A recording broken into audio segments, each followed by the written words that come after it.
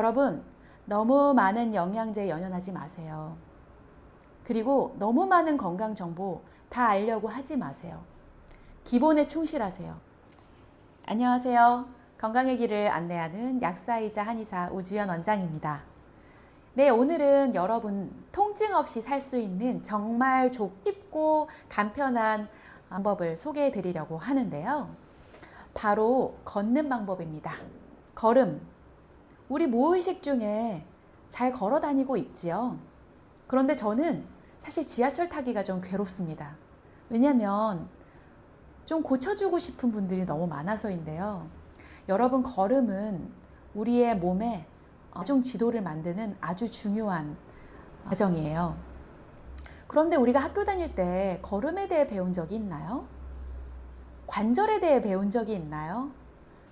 체중을 어디에 싣고 걸어야 되는지, 어떻게 걷는 게 아주 이상적인 방법인지 배운 적이 있나요? 하지만 우리는 그런 걸 배우지 못하고 병이 생겼을 때 비로소 잘못됐다는 걸 알고 고치려고 하지만 쉽지 않습니다.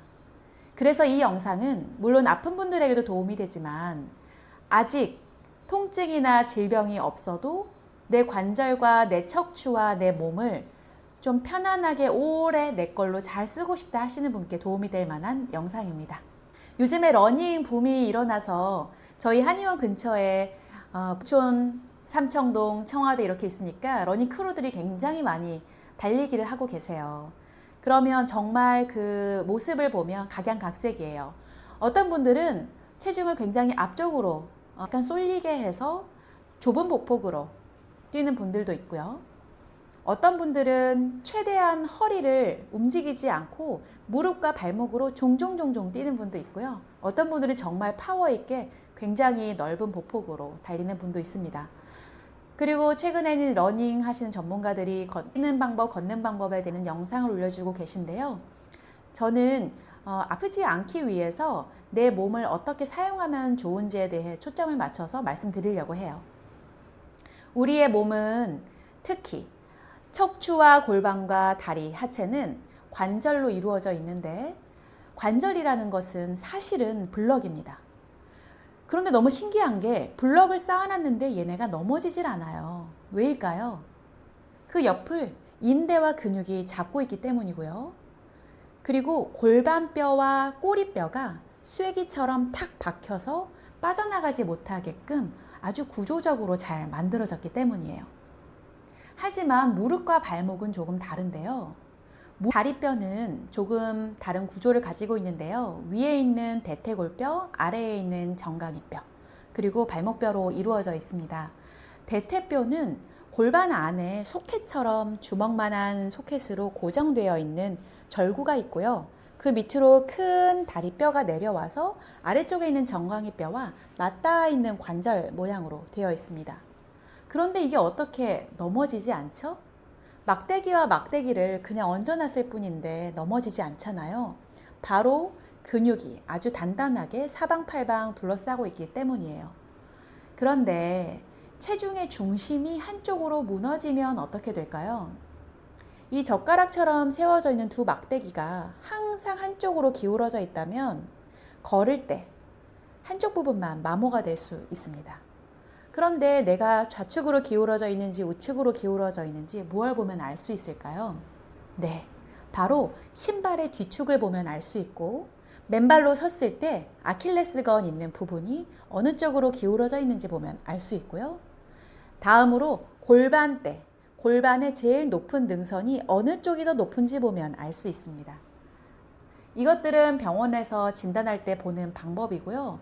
본인이 느낄 수 있는 방법은 골반과 허리 사이에 손을 얹고 걸을 때 그 높이와 앞뒤로 움직이는 간격을 느껴보는 거예요. 그리고 마치 오른쪽으로 쓰러질 듯이 기울여보고 왼쪽으로 쓰러질 듯이 기울여보고 또는 앞으로, 뒤로 이렇게 임의적으로 중력의 방향을 조절하면서 느껴보는 겁니다.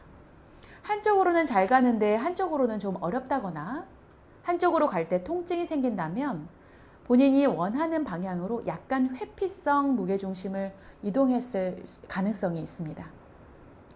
그런데 이것을 빨리 잡지 않고 오랜 시간 축적하게 되면 그것이 바로 퇴행성 관절염과 여러 가지 염증 또 다른 척추의 문제 제2의 질병을 만들게 됩니다.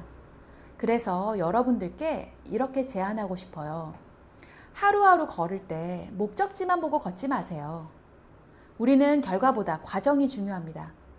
목적지로 향할 때 내 보폭이 좌우가 어떻게 다른지, 내가 발을 디딜 때 뒤꿈치가 몇 초를 닿고 있고 앞꿈치가 충분히 밀어주고 있는지, 그리고 체중이 이동할 때 내가 한 발을 금방 뛰는지 아니면 여유 있게 뛰는지 여러 가지로 체중을 이동하면서 내 걸음을 관찰해 보시길 바래요. 일단 그게 좀 익숙해진다면 그 다음은 거울을 보고 집에서 한 발 한 발 내 체중을 이동하면서 모양을 관찰해 보세요. 이것은 사실 옷을 벗고 하시는 것이 좋습니다. 우리 몸이 틀어져 있으면 일단 어깨 높이, 쇄골 높이, 유두 높이, 갈비뼈의 높이, 그리고 모양, 이런 것들이 매우 많이 달라지는데요. 그냥 옷을 벗고 거울을 보다 보면 마치 얼굴처럼, 누군가의 표정처럼 몸의 모습이 직관적으로 드러나게 됩니다. 그래서 내 걸음이 삐뚤어진 사람들은 몸의 어딘가가 모르게 균형이 무너져 있고 앞으로 통증으로 발전할 수 있는 가능성이 많은데, 그것을 내가 눈으로 알아차리고 인식하는 순간 걸을 때에 훨씬 더 많은 개선을 단시간에 하실 수가 있어요. 그래서 모든 치료는 엑스레이로 판독한 의사의 소견에서가 아니라 내가 내 몸을 내 눈으로 애정어린 마음으로 바라볼 때 시작된다는 걸 꼭 명심하시기 바랍니다.